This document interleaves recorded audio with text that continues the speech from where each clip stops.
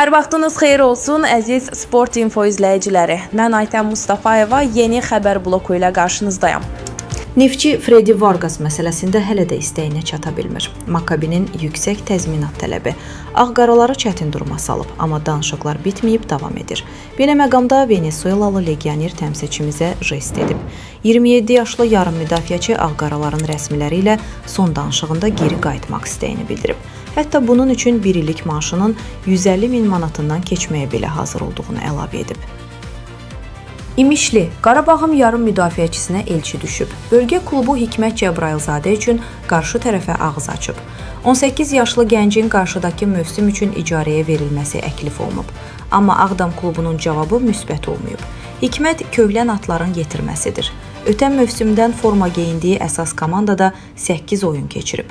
İstedadlı orta sahə oyunçusu həm də gənclər millimizin əsas simalarından biridir. Verisin futbolçusu Kayçipot karyerasını Azərbaycanda davam etdirməyə yaxın olub. Bu barədə Ukrayna mediası məlumat yayıb.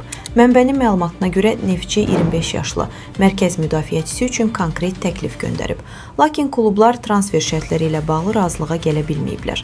Bu səbəbdən Sloveniyalı hələlik Verisdə məşqlərini davam etdirir. Kayçipot Verisə 2025-ci ilin yayında keçib. Onun müqavilə müddəti 2028-ci ilin yayına qədərdir.